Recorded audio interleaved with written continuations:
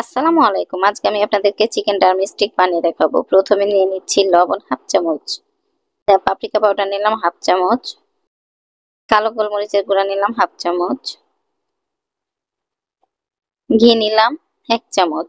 আমি এখন মশলাগুলোকে উপর দিয়ে একটু নেড়ে চেড়ে নেব। আর অবশ্যই প্রথমে মশলাগুলো মাখানোর আগে চিকেনটাকে ভালোভাবে ধুয়ে নেবেন। আর আমি এখানে আজকে স্কিন সহ চিকেন ডারমিস্টিক বানিয়ে নিচ্ছি।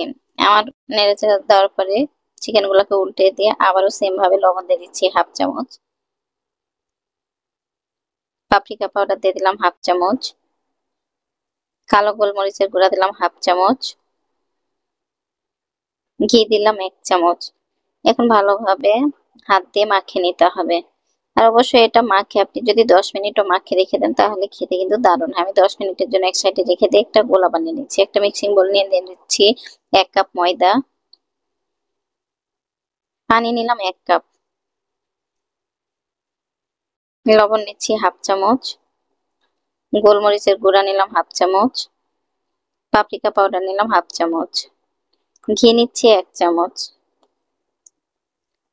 এখন একটা হ্যান্ড উইক্সের মাধ্যমে আটাটাকে মিশিয়ে নেব। আর অবশ্যই খেয়াল করবেন আটার মধ্যে যেন কোনো গোটা না থাকে, অর্থাৎ দলা না থাকে।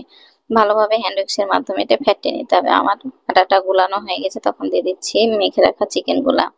আর অবশ্যই চিকেন ডারমিক্সটা স্কিন সহ করবেন, তাহলে খেতে কিন্তু দারুণ হয়। ভালো লাগলে অবশ্যই চ্যানেলটা সাবস্ক্রাইব করে পাশের বেল আইকনটি প্রেস করে রাখবেন, তাহলে নতুন রান্না আপলোড করার সাথে সাথে নোটিফিকেশন চলে যাবে। আমি এভাবে মাখিয়ে এক সাইডে রেখে দিলাম। দেখেন আমার কালারটা কতটা সুন্দর এসেছে। আমি এটাকে এক সাইডে রেখে আরেকটা মিক্সিং বাটি নিয়ে দিয়ে দিচ্ছি 3 কাপ ময়দা।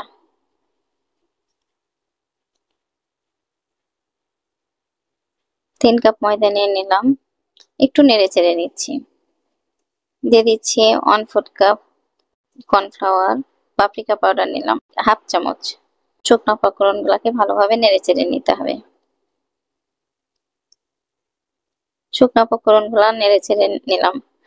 আমি যে চিকেনটাকে ম্যারিনেট করে রেখেছিলাম সেটাকে এখন কোট করে নিচ্ছি। এভাবে আটার মধ্যে দেওয়ার পরে চেপে চেপে কোট করে নেবেন, তাহলে কোটটা খুব সুন্দর হবে। আমি এভাবে হাত দিয়ে চেপে চেপে কোট করে নিচ্ছি।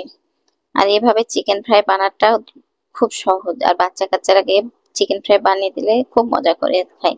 আমরা এভাবে বানিয়ে ডিপ ফ্রিজেও সংরক্ষণ করতে পারি। বাচ্চারা স্কুল গেলে আমরা চটজলদি ফ্রাই করে দিতে পারি। চিকেনগুলো কোট করা হয়ে গেছে। আমি চুলার উপর একটা প্যান বসিয়ে দিয়ে দিচ্ছি সয়াবিন তেল। আর অবশ্যই এটা ডুবন্ত তেলে ভাজতে হবে। আমি 10 মিনিটের মতো তেলটাকে গরম করে নিই। ভালোভাবে তেলটা গরম হয়েছে, তখন চিকেন ফ্রাই গুলা দেওয়ার পরে চুলার পাওয়ারটাকে একেবারে লো হিটে করে দিয়েছি। যখন নিচটা লাল হয়েছে তখন আমি এভাবে চিকেন ফ্রাই গুলাকে উল্টে দিচ্ছি। এভাবে চিকেন ফ্রাই করলে বাচ্চা কাচ্চারাও কিন্তু খুব মজা করে, আর দ্রুত হয়ে যায়। এটাতে মেরিনেট করে না রাখলেও চলে।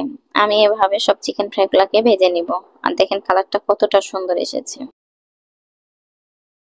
সেম প্রসেসিং এ আমি আবারও চিকেন ফ্রাই গুলাকে ভেজে নিচ্ছি।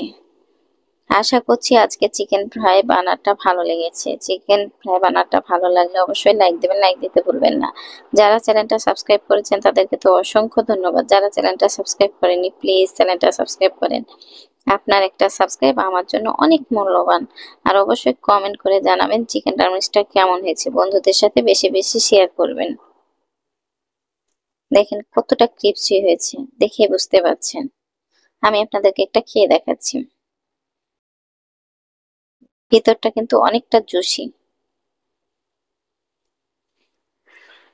আল্লাহ হাফেজ।